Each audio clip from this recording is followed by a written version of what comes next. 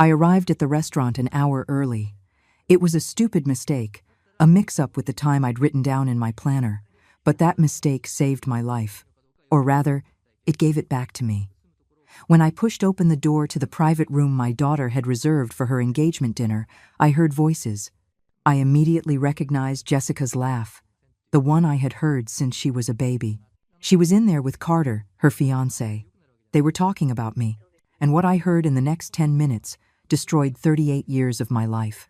I stood frozen behind that half-open door, in my burgundy dress and my freshly polished shoes, while my only daughter planned to erase me from her existence as if I were trash she needed to throw out before starting her new life. They said I was an embarrassment, a problem to be solved. A pathetic old woman they had to hide in some nursing home far from the city so I wouldn't ruin their reputation in front of Carter's wealthy family. They talked about taking my house, my savings, everything I had. Jessica laughed when Carter asked if I would suspect anything. She said no, that I was too dumb, too naive, too trusting to realize a thing. In that moment, something inside of me broke, but I didn't scream. I didn't cry. I didn't go in to confront them. I walked away in silence, left the restaurant without anyone seeing me, and as I walked through the streets with tears streaming down my cheeks, I made a decision that would change everything. I wasn't going to beg for their love. I wasn't going to plead for them to treat me with dignity. I was going to do something much better. I was going to give them exactly what they deserved. But first, let me tell you how I got here. How a mother who gave everything for her daughter ended up eavesdropping while that same daughter planned to destroy her. There are moments in life that change you forever. Moments when the floor disappears from under your feet and everything you believed in crumbles in a matter of seconds. For me, that moment came on a Tuesday evening, when I mixed up the time for Jessica's engagement dinner and arrived 60 minutes ahead of schedule. 60 minutes, that would change everything. The restaurant was almost empty when I walked in. Only a few waiters were setting the tables, folding white napkins with precision, arranging crystal glasses that sparkled under the ceiling lamps. The air smelled of fresh flowers and newly baked bread. Everything was perfect, elegant, exactly as Jessica had planned for months. I am 69 years old. I have been a widow for 11 years. My whole life I believed that a mother's love was unbreakable, unquestionable, eternal. I believed the sacrifices I made had a purpose. I believed my daughter loved me as much as I loved her. That evening, I discovered I was completely wrong. I approached the reception podium, but no one was there. I heard voices coming from the private room at the back of the restaurant, the one Jessica had reserved for the dinner. I recognized her laugh immediately. That crystalline laugh I had heard since she was a baby. The same one that filled our small house when she was a little girl running through the yard chasing butterflies. I walked toward it with a smile on my lips, ready to surprise her, to hug her, to tell her how proud I was of her.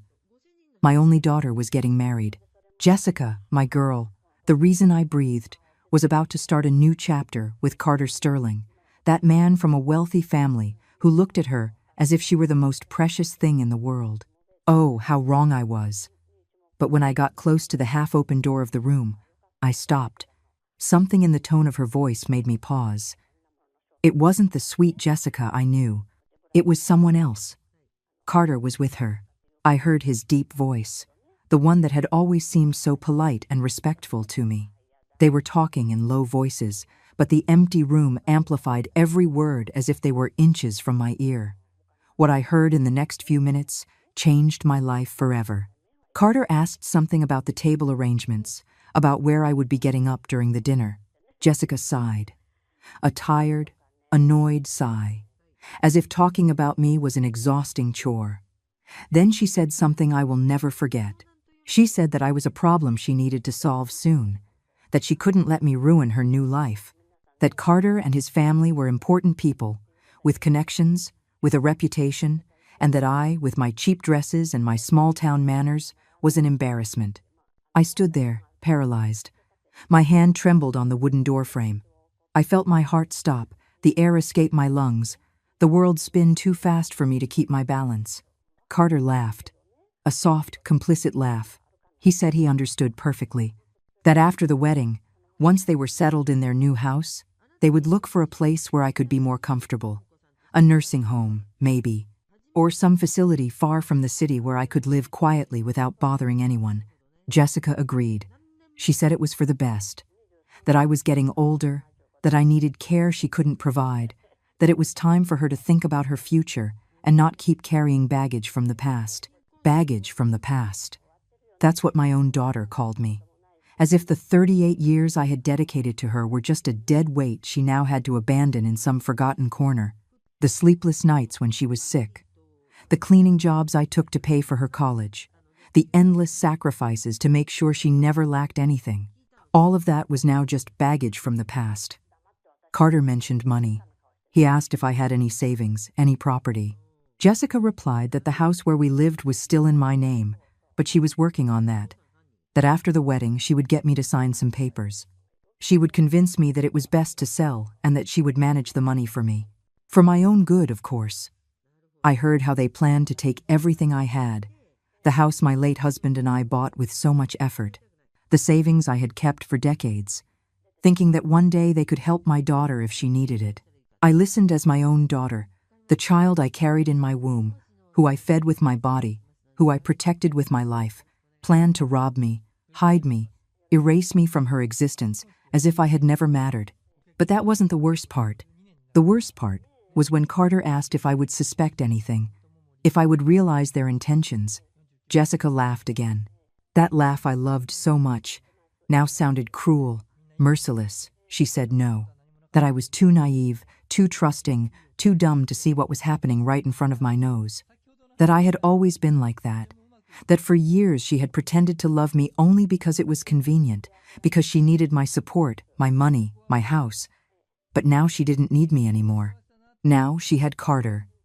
Now she had a better life waiting for her. She said I was a pathetic old woman living in the past, clinging to memories of when she was a child, unable to understand that people change, that relationships have an expiration date, that a mother's love doesn't mean eternal slavery. In that moment, something inside me shattered into 1,000 pieces. But not how you would expect. I didn't scream. I didn't cry. I didn't storm into the room to confront them. I stood there, motionless, listening to every poisonous word that came from the mouth of the person I loved most in this world. And as I listened, I felt something new being born inside me. Something cold, something calculating, something I had never experienced before. Rage. Not the explosive rage that makes you scream and break things. This was different. It was a quiet, patient, intelligent rage. It was the rage of a woman who had just woken up after decades of deep sleep. I backed away from that door without a sound. I left the restaurant with the same care I had entered. No one saw me arrive. No one saw me leave. I walked through the streets as the sun began to set behind the buildings. Tears ran down my cheeks, but I didn't wipe them away. I let them fall freely while my mind worked at full speed, processing what I had just heard. For 69 years, I had been an obedient woman, a devoted wife, a sacrificial mother. I always put others first. I always swallowed my own desires, my own dreams, my own needs, for the good of my family. And this is how they repaid me. But that evening, walking alone through those streets that suddenly seemed foreign, I made a decision that would change everything forever. I wasn't going to confront them. I wasn't going to cry in front of them. I wasn't going to beg them to love me. I wasn't going to be the pathetic victim they expected me to be. I was going to do something much better. I was going to give them exactly what they deserved. When I returned home that night, I was no longer the same person who had left hours earlier. I still smiled when Jessica called to confirm I would be at the dinner the next day. I still used that sweet, motherly tone she expected to hear. I still pretended to be the naive, trusting mother they thought I was. But inside, I had already begun to plan every detail of my revenge. They didn't know it yet, but that conversation I overheard wasn't my end. It was my beginning.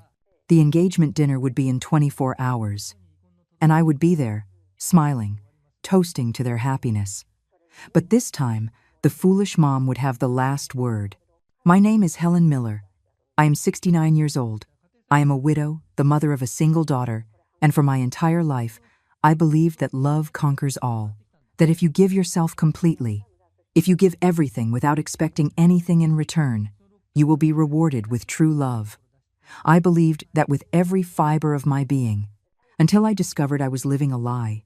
But to understand how I got to that devastating moment in the restaurant, I need to take you back in time. I need you to know who I was before I became the invisible old woman my daughter described with such contempt. I met Robert, my husband, when I was just 20 years old. I worked as a secretary in a small downtown office. I earned very little, but it was enough to help my mother.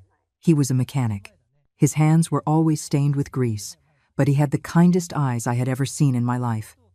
We got married a year later, in a simple ceremony with barely 20 guests. We didn't have money for anything big, but we didn't care. We had love, and back then, that seemed like enough. For 5 years we tried to have children. 5 years of broken hopes, of medical tests, of silent tears in the bathroom, while Robert held me and told me everything would be okay. The doctor said it was almost impossible, that we should accept that we might never be parents. And then came Jessica. When the doctor confirmed my pregnancy, I cried for 3 straight days, out of happiness, disbelief, and sheer terror that something might go wrong. Robert sold his motorcycle, the one he loved so much, to pay for the prenatal visits. He worked double shifts for months to make sure I could rest, that I wanted for nothing, that our baby would have everything it needed. Jessica was born on a Tuesday in September. She weighed exactly 6 pounds and 10 ounces. She had Robert's eyes and my small nose. When they placed her in my arms for the first time, I swore I would do everything possible to make her happy, that she would never lack love, protection, or opportunities. That I would be a better mother than mine was to me, and I kept that promise, perhaps too well. The first few years were hard but beautiful. Robert worked long hours at the auto shop. I left my job to take care of Jessica full-time. We lived in a small 2-bedroom house in the suburbs, with a tiny yard where Jessica learned to walk, to run, to laugh. We had no luxuries, but we had what was important. We had a family. Jessica was a bright, intelligent, curious child, always asking questions about everything. In school, she got the best grades. The teachers told me she had a promising future, that with the right education, she could go very far. And I clung to that idea like a life raft. I wanted my daughter to have everything I never had: opportunities, education, a better future.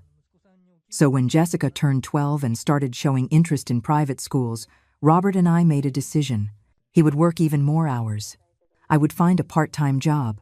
We would do whatever it took to pay for that school my daughter wanted so badly. I found a job cleaning houses.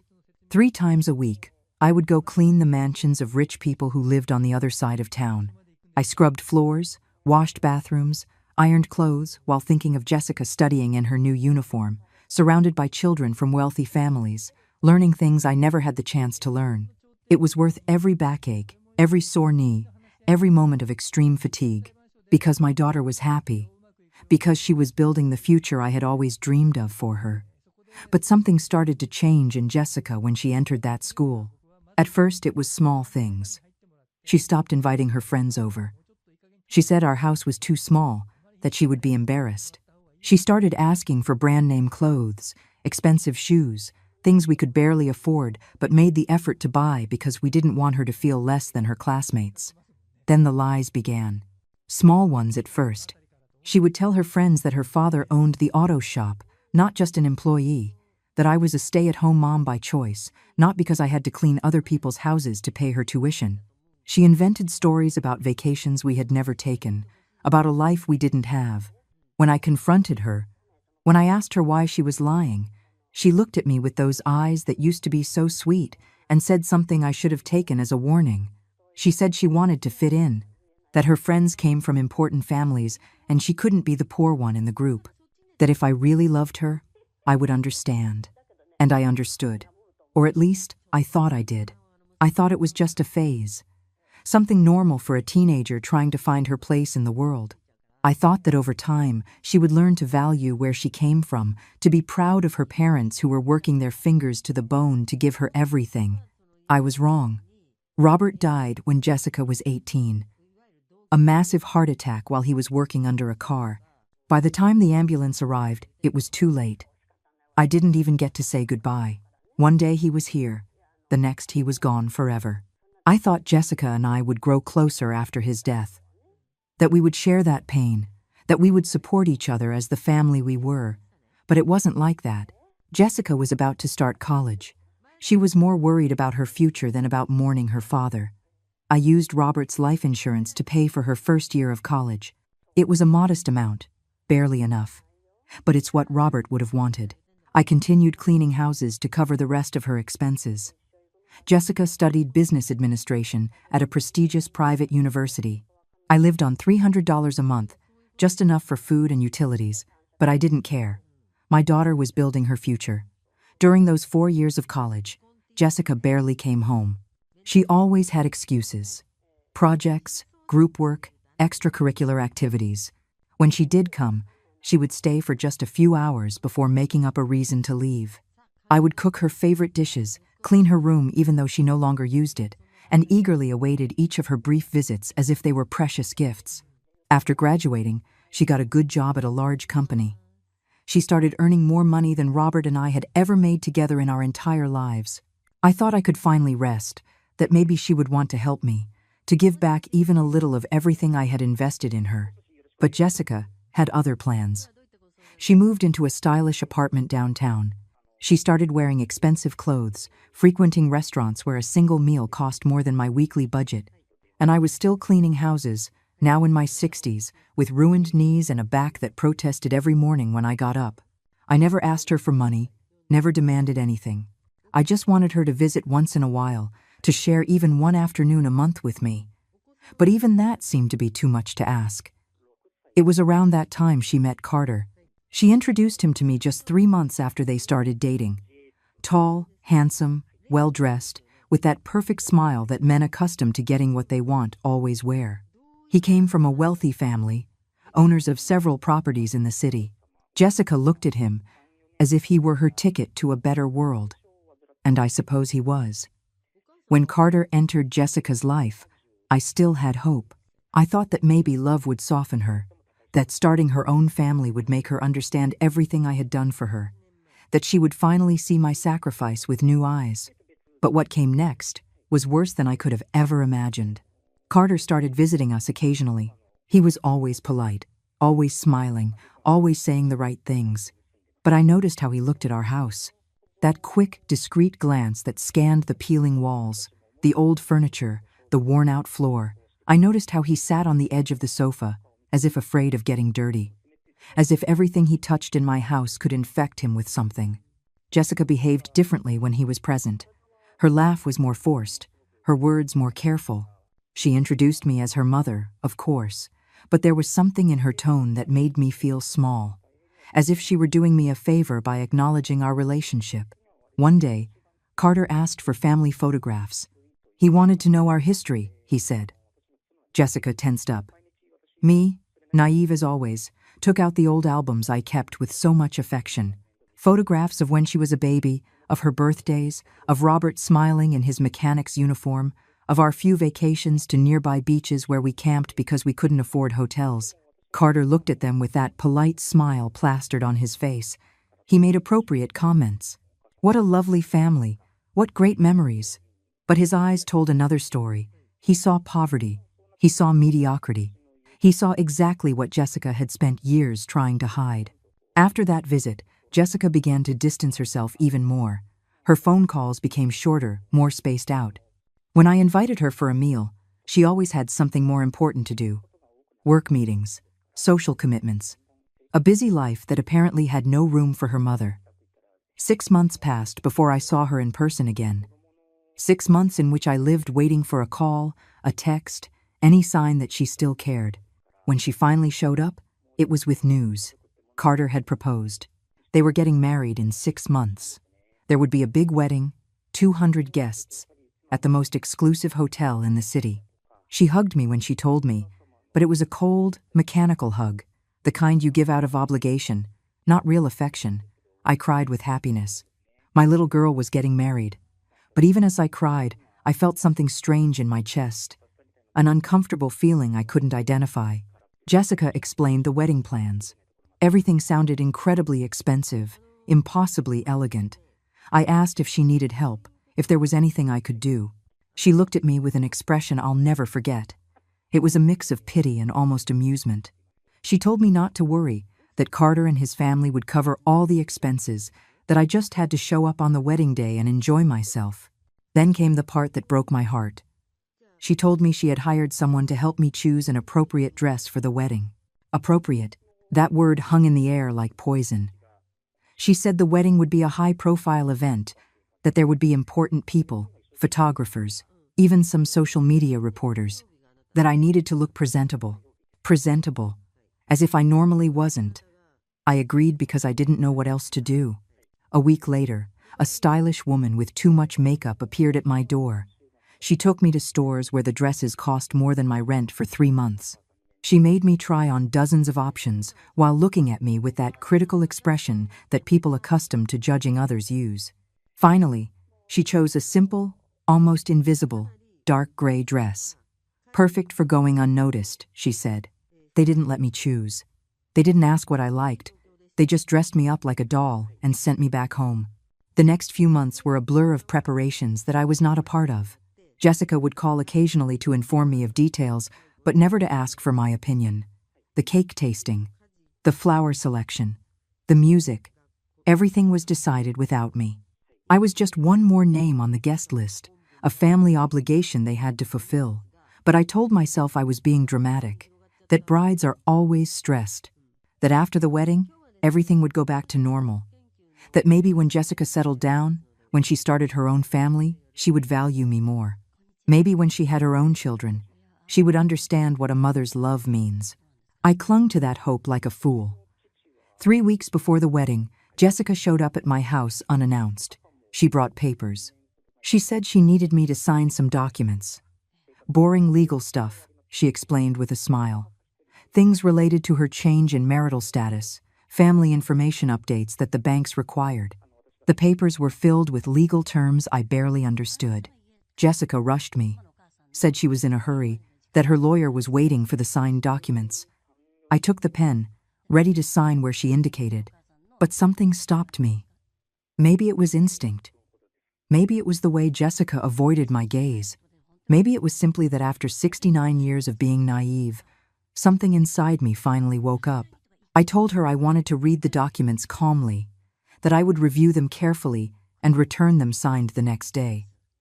Jessica got annoyed. She said it was unnecessary, that they were just formalities, but I stood firm. For the first time in years, I said no to my daughter. She left in a fury, the unsigned papers in her hand. That night, I stayed up until 3 a.m. reading every word of those documents. I didn't understand everything. The legal language was complicated, but I understood enough. What Jessica wanted me to sign was a power of attorney that gave her total control over my finances and properties. Basically, I would be handing over my house, my savings, everything I had. I felt like I had been punched in the stomach. My own daughter was trying to rob me. And the worst part was, she was doing it with a smile, with sweet lies, expecting me to be too foolish to notice. The next day, I returned the papers to her, unsigned. I told her I had consulted an acquaintance who understood law and had advised me not to sign anything without fully understanding the implications. Jessica turned pale. Then she flushed red with anger.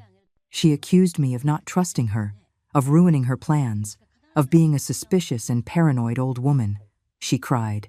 She said she was only trying to help me, to protect me, to make sure I would be well cared for when I was older. That she and Carter had planned to use my house as collateral for a business loan that would change their lives. That I could continue living there, of course, but legally the property would have to be in their name. For a moment, she almost convinced me. I almost believed her tears. I almost signed those damned papers just to see her smile again, but I didn't.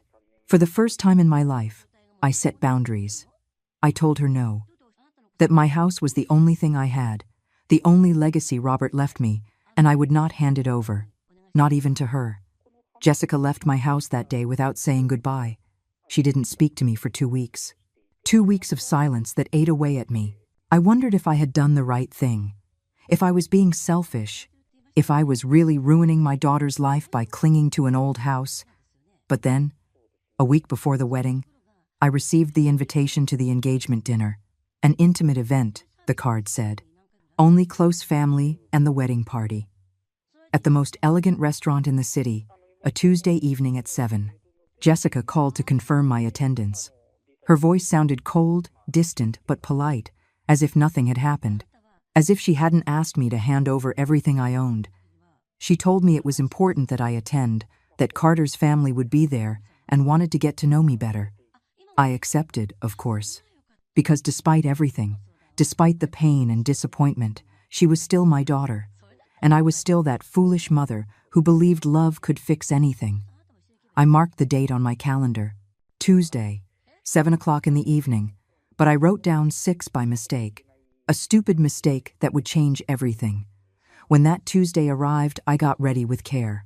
I put on my best dress, that burgundy one I had bought on sale. I put on a little makeup, something I rarely did. I did my hair meticulously.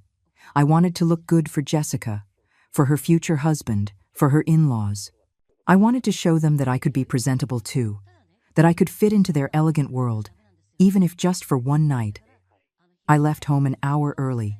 I was always early for everything, a habit Robert had instilled in me. But when I got to the restaurant and looked at my watch, I realized my mistake. It wasn't 7, it was 6.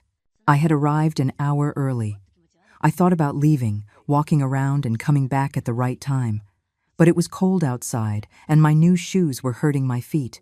I decided to go into the restaurant, maybe order a coffee and wait in a discreet corner until the rest of the guests arrived. That decision, that insignificant moment, was the breaking point of my life. Because when I entered that elegant restaurant, when I heard the voices coming from the private room, when I got closer and recognized my daughter's laugh, I didn't know that I was about to hear the most painful truth of my existence. I didn't know that in the next 10 minutes my entire world would fall to pieces. And I didn't know that those broken pieces would become the weapons I would use to rebuild myself. I left the restaurant like a ghost. No one saw me come in. No one saw me leave.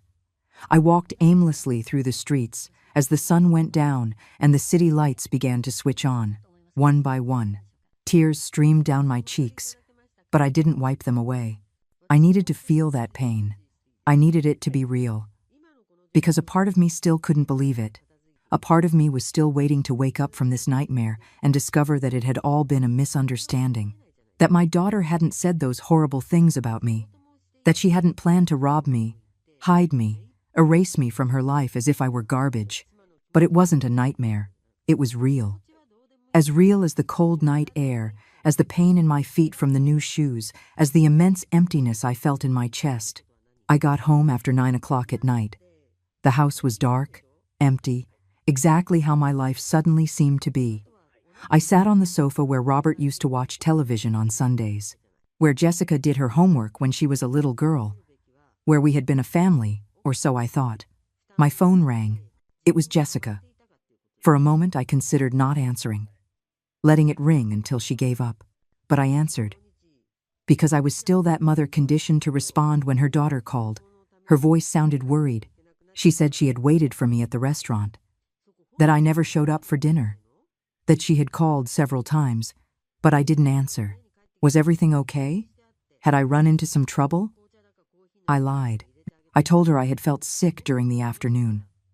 An upset stomach. Nothing serious, but I didn't feel up to going to the restaurant. I apologized for not letting her know sooner. My voice sounded calm, almost normal. Years of swallowing my pain had taught me how to pretend very well. Jessica seemed relieved.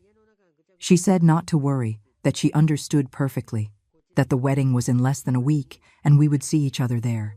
She told me to take care and rest. Her voice sounded sweet, concerned, exactly like the voice of a daughter who loves her mother. But I already knew the truth. When I hung up the phone, something inside me changed for good. There was nothing left of the naive Helen who had entered that restaurant hours before. That woman had died the moment she heard her daughter call her pathetic. What was left was someone new, someone cold, someone who had finally opened her eyes. I sat on that sofa until 4 a.m, thinking, analyzing every detail of the last few years, every sign I had ignored, every moment Jessica had used me, manipulated me, subtly humiliated me, and I had found excuses to justify her. The papers she wanted me to sign, her increasingly infrequent visits, the way she introduced me to Carter, as if I were a shameful burden. It all made sense now. It was all part of the same plan, to get rid of me. But I wasn't going to let that happen. Not like this. Not without a fight. At 5 in the morning, I made a decision. I wasn't going to confront them. I wasn't going to cry or beg. I wasn't going to be the victim they expected me to be. I was going to be smart, strategic, patient. I was going to give them exactly what they deserved. The first thing I did was call Brenda, my only close friend. I had met her years ago when we cleaned houses together. She had retired 2 years earlier, but we stayed in touch. She was one of the few people in my life I could trust. I told her everything. Every word I had heard in that restaurant, every detail of Jessica's plan to take my house. Brenda was horrified. She cried with me. She hugged me. And then she told me something I'll never forget. She said it was time for me to think about myself for the first time in my life. That 69 years was too long to be someone else's doormat, even if that someone was my own daughter. Brenda helped me find a lawyer. Not just any lawyer, but someone who specialized in family law and asset protection. Someone who would understand my situation and know how to protect me legally. 2 days later, I was sitting in the office of Samuel Pierce, a man in his 50s, serious, with thick glasses and an expression that inspired confidence. I told him my story. I showed him the papers Jessica had wanted me to sign. I explained the situation. Samuel listened to me in silence. When I finished, he sighed deeply. He told me he had seen similar cases many times. Adult children who abused elderly parents, emotionally manipulating them to take their properties. It was more common than I imagined. Then he explained my options. I could create a new will immediately, excluding Jessica from any inheritance. I could put the house in a trust that would protect me from any attempt at dispossession. I could document everything to have legal backing if the situation escalated. But there was something else I could do. Something Samuel suggested carefully, measuring every word. I could gather evidence of Jessica's intentions, record conversations, document her attempts at manipulation, build a case that would not only protect me legally, but would publicly expose what she was doing. He explained that for that, I would need time, patience, coldness to continue pretending everything was normal while I collected evidence. He asked if I was ready for that, if I had the strength to act as if nothing had changed while I planned my defense. I looked him straight in the eye and said yes, that I was more than ready, that I had spent 69 years being weak, and now it was time to be strong. Samuel smiled for the first time since I had entered his office. He told me he would help me, that we would do this right, that when we were finished, Jessica wouldn't be able to touch a single penny of what was mine. The next few days were a whirlwind of secret activity. I signed documents. I transferred the house into an irrevocable trust where I was the sole beneficiary. I updated my will, leaving everything to a foundation that helps elderly women instead of Jessica. I took all the money out of my bank accounts and put it in a new account that my daughter didn't know about. Every night I reviewed the documents. I memorized every detail of the plan. During the day, I acted normal. I called Jessica, asked about the wedding preparations, feigned excitement for her big day. My voice sounded as sweet and motherly as ever. But inside I was pure ice.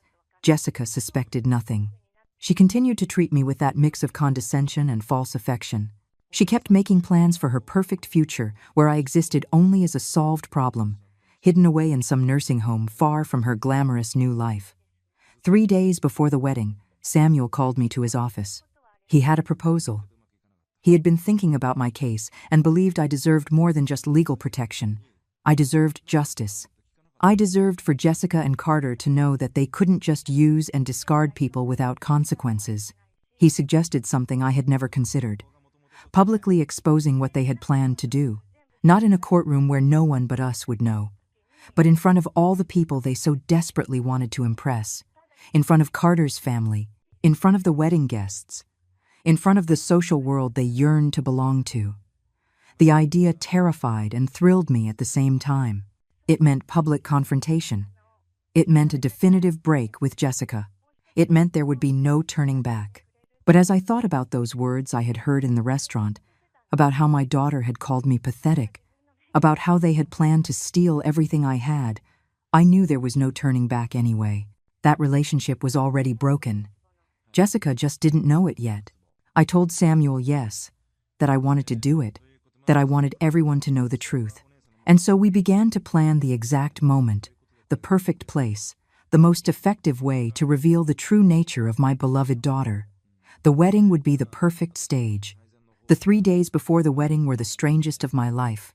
On the outside, I was the excited mother preparing for her daughter's big day. On the inside, I was a cold strategist, calculating every move of my revenge. Samuel and I met several times in his office. Each meeting lasted for hours. We went over the plan again and again, looking for any flaw, any detail that could go wrong. We couldn't afford mistakes. This had to be perfect. The plan was simple but devastating. During the wedding reception, at the time of the speeches, when all the guests were present and attentive, I would take the microphone, not to give the typical emotional speech of a proud mother, but to reveal the truth about Jessica and Carter. Samuel had prepared all the evidence, copies of the documents Jessica wanted me to sign, with a legal analysis clearly showing they were an attempt to strip me of my assets. Bank statements showing how I had spent my last savings on her education while she earned 5 times more than me and never helped me with a single dollar. Emails between Jessica and Carter, where they discussed what to do with me after the wedding. But the most important piece of evidence was something I would have to get myself. A recording. Samuel explained that we needed Jessica to say, out loud, in her own words, what she really thought of me. We needed her to incriminate herself. He gave me a small recording device, no bigger than a matchbox. He taught me how to use it, how to hide it, how to make sure it captured everything clearly. I felt like I was in a spy movie, except this was painfully real. The night before the wedding, I called Jessica. I told her I needed to see her, that there was something important I wanted to give her before her big day, something special I had saved for years, waiting for this moment. Jessica hesitated. She said she was incredibly busy with the final preparations, but when I mentioned that it was her grandmother's jewelry that Robert had inherited from his mother and that I had saved for this moment, her tone changed immediately. Of course, she would come. She would stop by my house in an hour. There was no jewelry. There never had been. It was a lie to lure her in. But I knew Jessica couldn't resist. She had always loved valuable things, possessions she could show off, that could boost her status. While I waited for her to arrive, I prepared everything carefully.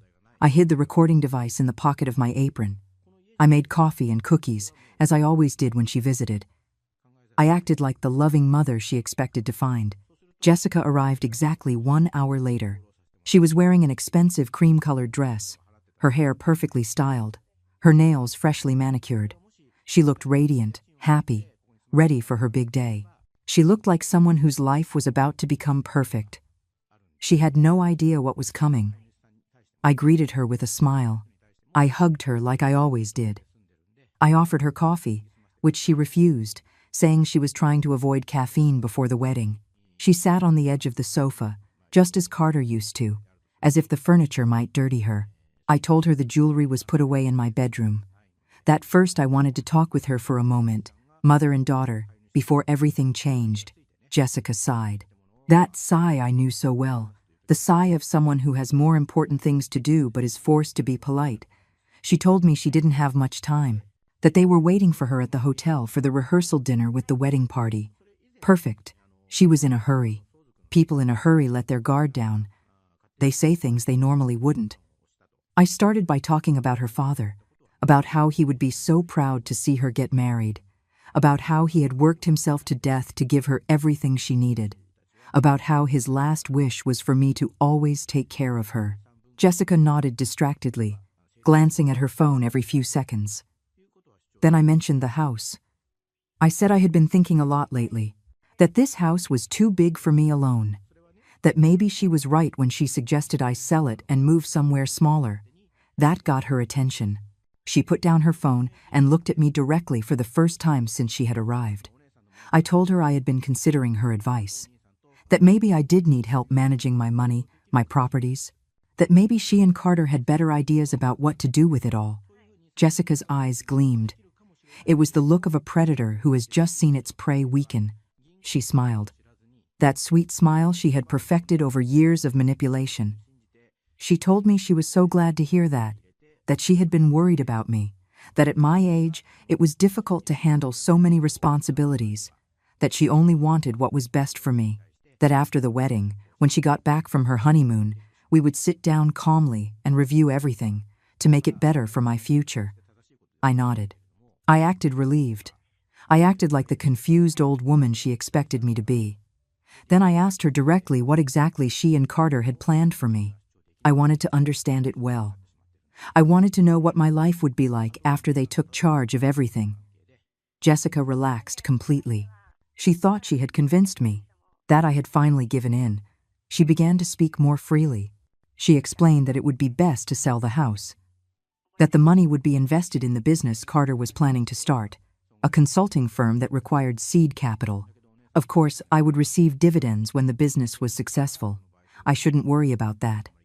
I asked her where I would live if we sold the house. Jessica paused. Then she said they had been researching some very nice communities, places where there were people my age, where I would have company, activities, available medical care. She said I would be much happier there than alone in this old house full of sad memories. I asked if these communities were nearby, if she could visit often. Another pause, longer this time. Jessica avoided my gaze. She said the best options were on the outskirts of the city. Some were even in another state, but that it didn't matter because she would visit me when she could, and we could always talk on the phone. I could feel the recording device in my pocket capturing every word, every lie wrapped in false concern. Then I asked the most important question, the one I needed her to answer with total clarity. I asked if she really believed I needed to be in a facility, if she really thought I couldn't take care of myself anymore, or if there were other reasons. Jessica tensed up. I could see the calculation in her eyes. How much could she say without sounding cruel?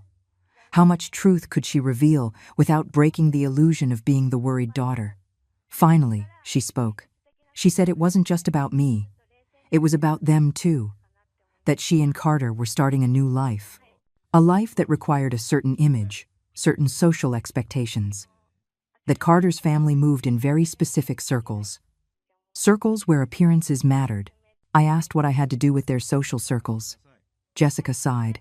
That sigh of frustration from someone who has to explain the obvious. She said I didn't understand how that world worked. That people judge. That when they met Carter and his family and saw our house, my clothes, my way of speaking, they made comments. Nothing bad, she clarified quickly. Just observations about the differences between our families. She said she couldn't keep introducing me as her mother without it affecting how they saw her, without them associating her with poverty, with the lower class, with everything she had worked so hard to leave behind. There it was, the truth finally coming from her mouth. I was an embarrassment, a shameful reminder of where she came from, an obstacle to the life she wanted to build. I asked her if she had ever truly loved me, if any of those hugs, those sweet words, those promises to always be together had been real. Jessica looked at me with an expression I will never forget. It was a mix of impatience and something that almost looked like pity. She said, of course she loved me, in her own way, but that love has limits. That I couldn't expect her to sacrifice her future to maintain a relationship that had already served its purpose. That she had needed me when she was a child, when she was studying, when she was building her career. But now it was different. Now she had her own life, and that life had no room for me. Every word was a blow. But I kept my face serene. I maintained the act. The resigned mother who finally understood her place. I told her I understood, that maybe she was right, that maybe it was time for each of us to go our separate ways. Jessica seemed relieved. She took my hand. She told me she loved me, that this was for the best for both of us, that one day I would understand. Then she asked about the jewelry. I told her I would look for it after the wedding, that I wanted her to focus on her big day without any worries. Jessica seemed disappointed, but she nodded. She stood up to leave. Before she walked out, I hugged her, tightly, like I used to when she was a little girl. She stiffened in my arms, but didn't pull away. I whispered in her ear that I loved her, that I would always love her, no matter what. And it was true. Despite everything, despite the devastating pain, a part of me would always love that little girl who was once my entire world. But that didn't mean I would forgive her. The wedding day dawned clear and sunny, one of those perfect days that look like they're out of a magazine. The kind of day every bride dreams of. Ironic, I thought as I dressed in front of my bedroom mirror. The most beautiful day for what would be Jessica's worst nightmare. I put on the gray dress they had chosen for me. That dress designed to make me invisible, to let me go unnoticed among the elegant guests. I put on my makeup carefully. I did my hair exactly as they had instructed. On the outside, I was the obedient mother playing her part. On the inside, I was someone else entirely. In my purse, I carried more than just lipstick and tissues. I carried a copy of all the documents Samuel had prepared. I carried the device with the recording of last night's conversation with Jessica. I carried the keys to my new life, though no one knew it yet. Samuel had called me early that morning to go over the plan one last time. He asked if I was sure, if I really wanted to do this. I told him I had never been more sure of anything in my life. He wished me luck and reminded me that he would be among the guests, discreetly positioned near the speaking area, ready to intervene if anything went wrong. The ceremony was at 4 o'clock in the afternoon at a historic church downtown. The reception would begin at 6 at the most exclusive hotel in the city. All paid for by Carter's family, of course. 200 guests, a live orchestra, a 7-course dinner. The kind of wedding that costs more than I earned in my entire working life. I arrived at the church an hour early. Jessica was already there with her bridesmaids, all girls from wealthy families who looked at her as if she were a queen. When she saw me, her smile was brief and tense. She greeted me with a cold kiss on the cheek and then showed me where I should sit. Front row on the bride's side, they told me. The place of honor for the mother. But I didn't feel honored. I felt like a prop. Something that had to be there because protocol dictated it, but that everyone hoped would remain silent and still. I sat on that polished wooden pew and watched as the rest of the guests began to arrive. I recognized a few neighbors from our old neighborhood, people who had known us since Jessica was a little girl, but most were strangers. Elegant people in expensive clothes with expressions of bored superiority.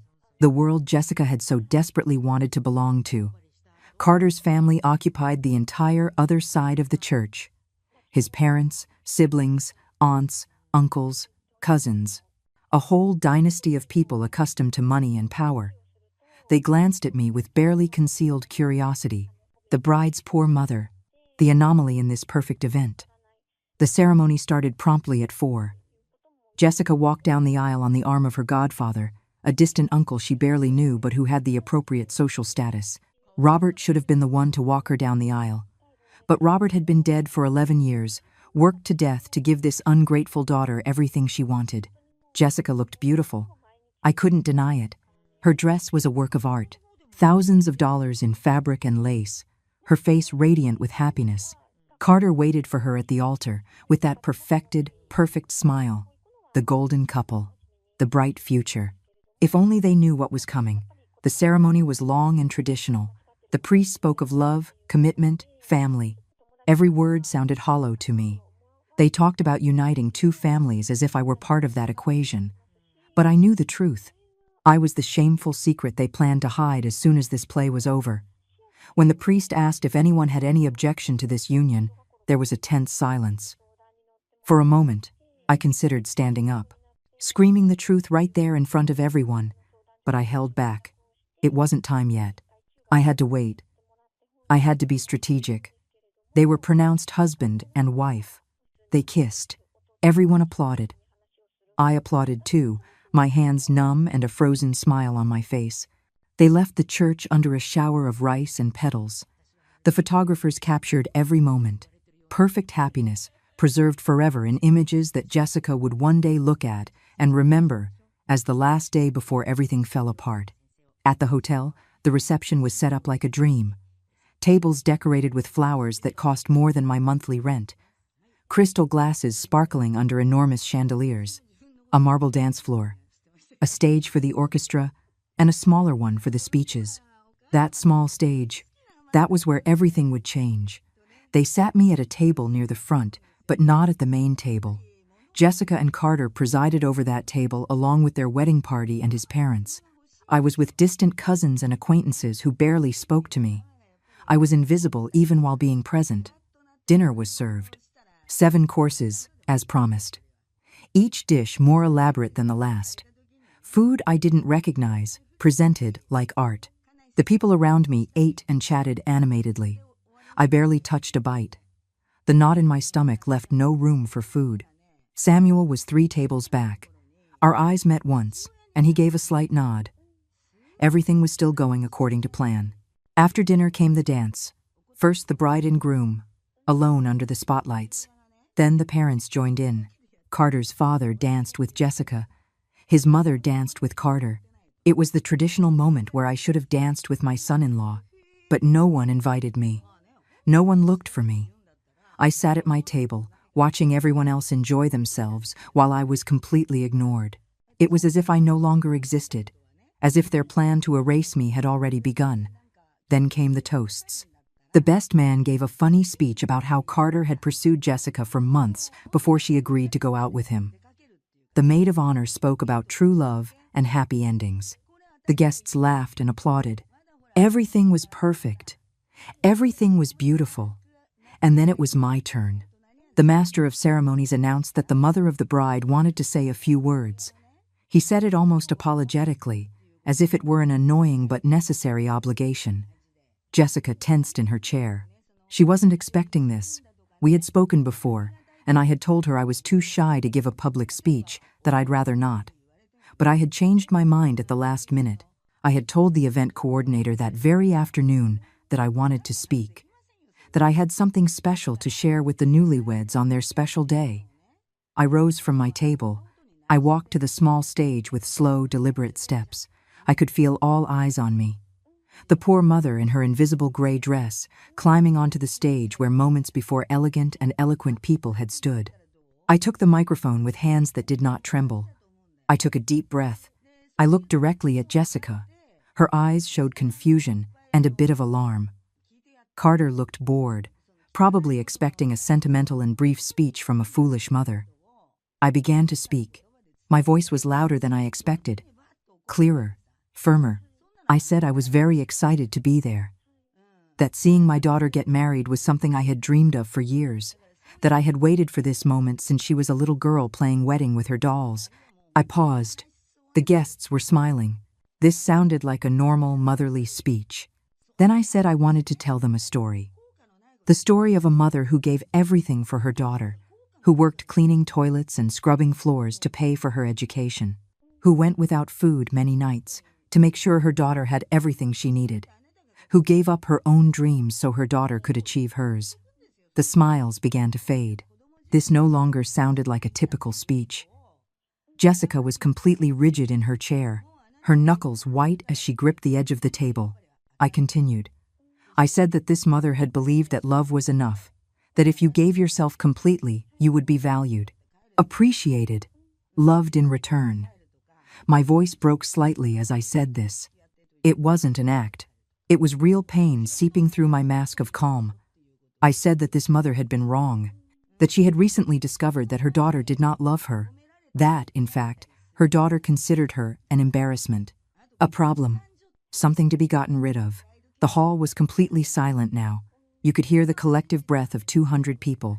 Jessica had turned pale. Carter was looking at her, not understanding what was happening. Then I took the papers from my purse. I held them up for everyone to see. And I said that I had evidence of everything I was claiming, that I was not a bitter mother making up stories. I was a mother who had finally opened her eyes. Jessica's perfect world was about to collapse. And I had my finger on the self-destruct button. The silence in that ballroom was absolute. 200 people holding their breath, 200 pairs of eyes fixed on me, the invisible mother who had suddenly become impossible to ignore. Jessica tried to get up from her chair, but Carter stopped her, grabbing her arm. He probably thought this was just the rambling speech of an emotional old woman, that it would pass quickly, that they could laugh about it later. They had no idea what was about to happen. I held the papers higher, and my voice grew firmer. I said that 3 weeks before this beautiful wedding, my dear daughter had asked me to sign some documents. She told me they were simple formalities, boring legal matters related to her change in marital status. I paused. I let the tension build. Then I continued. I said that those documents were not formalities. They were a power of attorney that would give Jessica total control over my house, my savings, every penny I had. She was basically asking me to hand over everything her father and I had built over decades of hard work. Some guests gasped. Others began to murmur. Carter's family looked at each other with expressions of confusion and growing alarm. Jessica finally found her voice. She stood up and shouted that it wasn't true, that I was confused, that I was misunderstanding everything. Her voice was desperate, hysterical. She was no longer the elegant, composed bride. She was someone watching her world begin to crumble. I ignored her completely. I continued speaking as if she hadn't said a word. I explained that when I refused to sign those papers, Jessica became furious, that she stopped speaking to me for 2 weeks, that she only contacted me again when she needed to confirm my attendance at this wedding. I said I had found this behavior strange, that a mother tends to notice when something isn't right with her daughter, so I decided to investigate a little more. I pulled another document from my purse. This was a bank statement. I held it up to the audience, even though it was too far for them to read the details. I explained that during the 4 years Jessica was in college, I spent exactly $42,000 on her education. Tuition, books, apartment, food, everything. $42,000 that I earned cleaning houses, scrubbing floors, working until my back screamed in pain and my hands bled. My voice trembled as I said this. The pain was too real, too present. I went on to say that Jessica graduated 7 years ago, that she started working, earning $60,000 a year, an excellent salary for a recent graduate, a salary that grew year after year until it reached the $90,000 she earns today. Carter's parents looked tense. They clearly did not like this information. I asked the audience, rhetorically, how much money they thought Jessica had given me during those 7 years to help me, to pay back even a fraction of what I invested in her. I let the silence answer. Then I said the number. 0. Not a single dollar. Not even when she knew I was still working in my late 60s because I didn't have enough to retire. Not even when my knees began to fail and every step was agony. Jessica screamed again. She said I never asked her for help. That if she had known I needed it, of course she would have helped me. Her voice was shrill, desperate. This time, I looked directly at her. And I smiled. A cold smile I never thought I was capable of forming. I said she was right. I never asked her for help. Because mothers shouldn't have to beg their children for basic decency. Because I foolishly believed that love meant caring without having to be asked. Then I pulled out my most powerful weapon, the small recording device. I explained that the night before, Jessica had come to my house. That we had a very revealing conversation. A conversation that, fortunately, I had recorded. The color drained from Jessica's face. Carter was staring at her, still not comprehending the scale of the disaster. I asked the event's sound technician to connect my device to the ballroom's audio system. Samuel had arranged this in advance, discreetly bribing the technician that afternoon. The speakers crackled. And then Jessica's voice filled the room.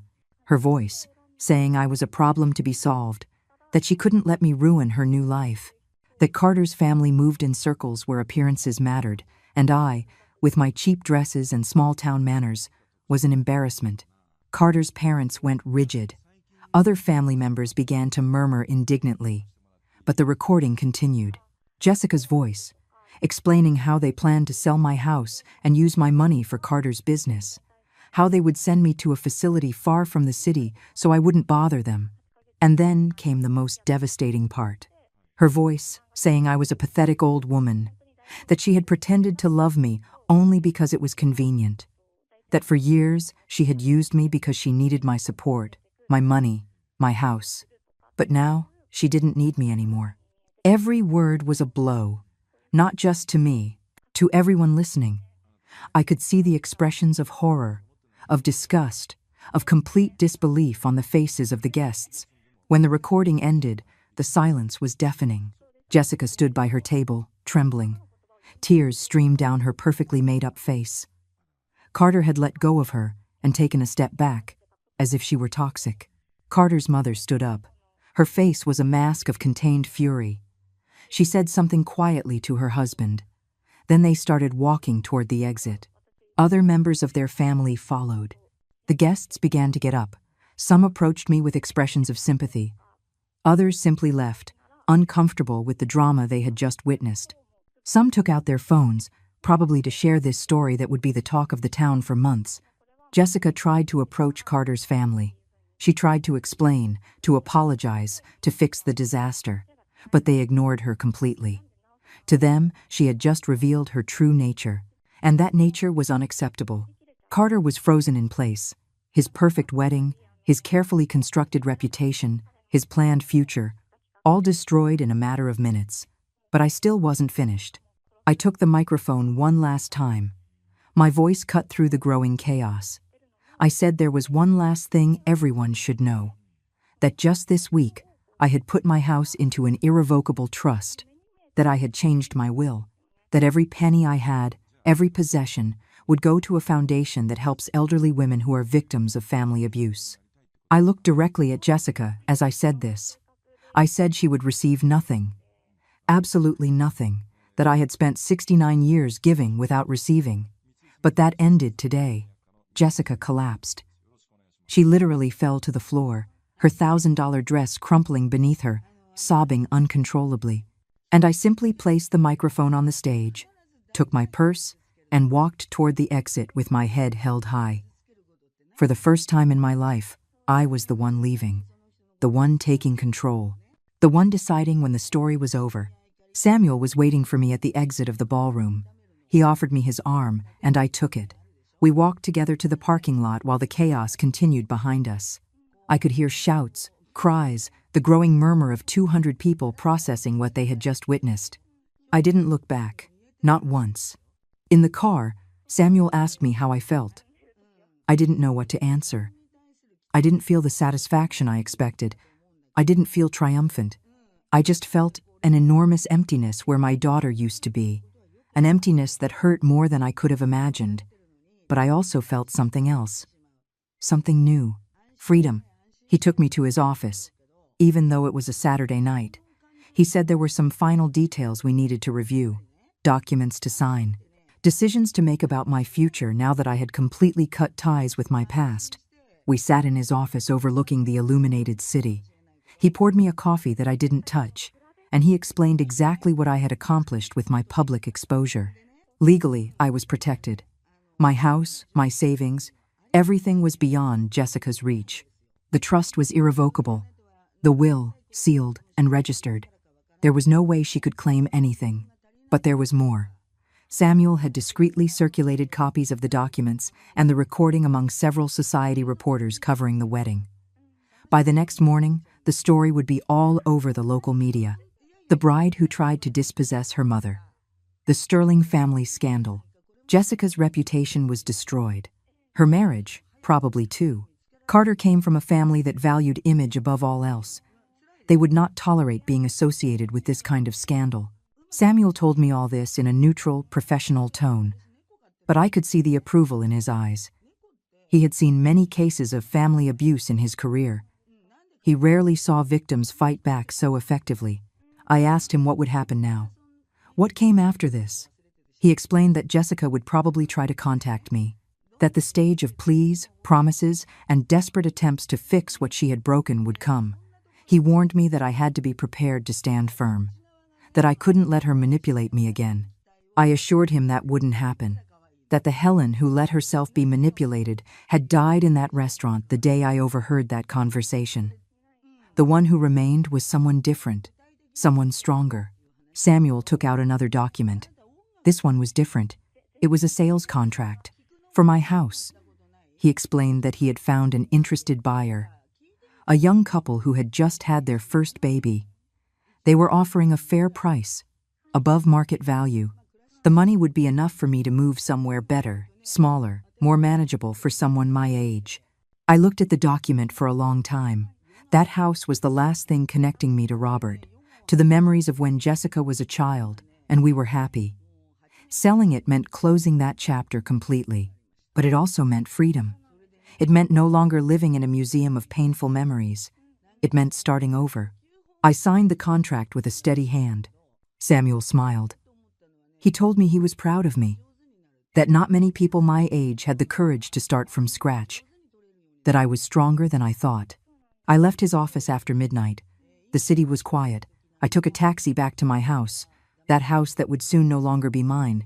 When I walked in, everything looked different. The furniture I had known for decades now seemed to belong to someone else, to another life. The photographs on the walls showed a family that no longer existed. I sat on the sofa where Robert used to watch television, where Jessica did her homework.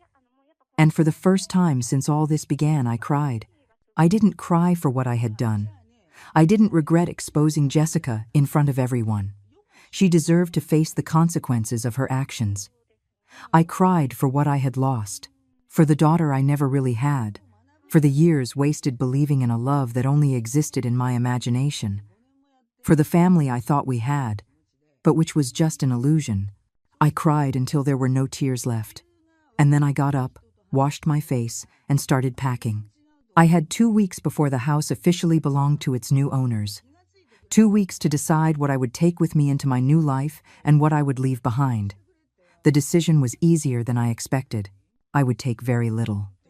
The necessary clothes, a few books, the photographs of Robert, because despite everything, those memories were real and valuable. But nothing of Jessica. Not a single photograph of her. Not a single reminder of who she turned out to be. The rest I would donate or sell. Furniture, dishes, decorations, everything that filled this house with ghosts of the past. During those 2 weeks, my phone rang constantly. Jessica called again and again. She left desperate voicemails, crying, pleading, promising it had all been a misunderstanding, that she loved me, that please, I should give her a chance to explain. I never answered. I never responded. I blocked her number after the 5th day. I also received calls from other people, neighbors expressing their support, former co-workers telling me I had done the right thing. Even some of the people who had been at the wedding contacted me to say they admired my courage. The story had gone viral on social media. Someone had recorded part of my speech on their phone. The video had millions of views. The comments were overwhelmingly supportive. Women my age sharing similar stories of ungrateful children. Young people saying they would never treat their parents like that. Jessica and Carter were now infamous, the laughingstock of the city. Their marriage had lasted exactly 3 hours before Carter's parents demanded an immediate annulment. Part of me felt sorry for her, but it was a shrinking part, a part that got smaller with each passing day because I finally understood something fundamental. I hadn't done this to Jessica. She had done it to herself. I had only exposed the truth. The consequences were hers to face. And I had my own life to focus on now. A life that was just beginning. 3 months after the wedding, I moved into a small apartment in another city, 2 hours away from everything I had known for 69 years. Far from the memories, far from the scandal, far from Jessica. The apartment was modest but bright. It had a small balcony where I could have coffee in the mornings and watch the sunrise. There was a park nearby where I walked every afternoon. There was a library 3 blocks away where I spent hours reading books I never had time to read before. For the first time in my life, I was living for myself. Not for a husband, not for a daughter, just for me. At first, it was terrifying. I would wake up in the mornings not knowing what to do with so much free time, with no one to worry about, with no one whose needs I put before my own. But slowly, very slowly, I learned to enjoy it. I started taking painting classes at a community center. I discovered I had a talent for landscapes. My hands, those hands that had scrubbed floors for decades, now created beauty. I made friends with other women my age, women who had also been through painful divorces, devastating losses, family betrayals. We met on Thursdays for coffee and conversation. We shared our stories without judgment. We supported each other. One of them, Diane, asked me one afternoon if I regretted what I had done, if I wished I had forgiven Jessica instead of exposing her so publicly. I thought about it for a long time before answering, because it was an important question, one I had asked myself many nights when I couldn't sleep. I told her I didn't regret it. That forgiveness doesn't mean allowing yourself to be continually hurt. That true love includes boundaries and consequences. That I had spent too many years being my daughter's emotional doormat. And that wasn't love. It was codependence disguised as maternal sacrifice. I told her I finally understood that I had done Jessica no favors by allowing her to treat me that way. That by never setting limits, by never demanding respect, I had enabled her to become someone capable of discarding people without remorse.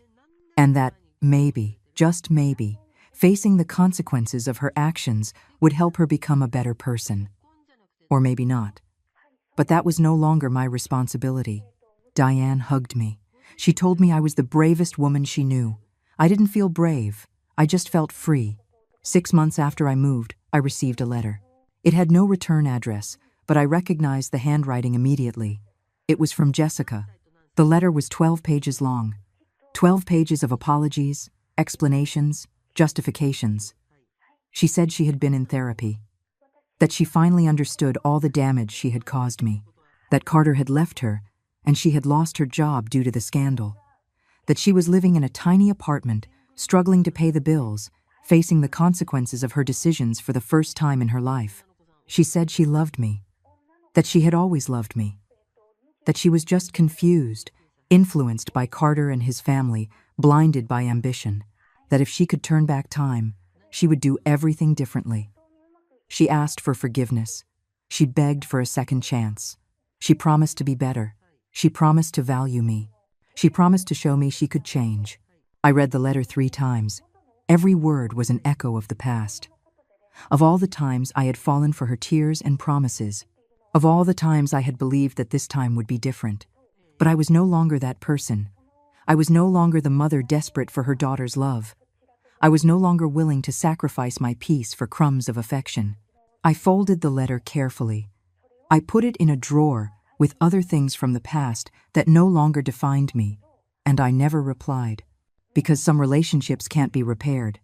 Some betrayals are too deep, and that's okay. Not all stories have happy endings of reconciliation. Sometimes the happy ending is simply walking away, choosing yourself, living in peace. Today, I am 70 years old. I have been living in this city for almost a year. My paintings decorate the walls of my apartment. My friends come to visit me on Sundays. My days are quiet, simply mine. Sometimes, when I walk through the park at sunset, I think about everything that happened, about the woman I was before that evening in the restaurant, about how a single overheard conversation completely changed the course of my life, and I wonder what would have happened if I hadn't arrived early that day. If I hadn't heard the truth, I would probably still be the naive Helen. I would probably be in some nursing home far from everything, believing my daughter loved me while she enjoyed my house and my money. But I arrived early. I heard the truth, and I made a decision that saved my life. It wasn't easy. It was the hardest thing I've ever done.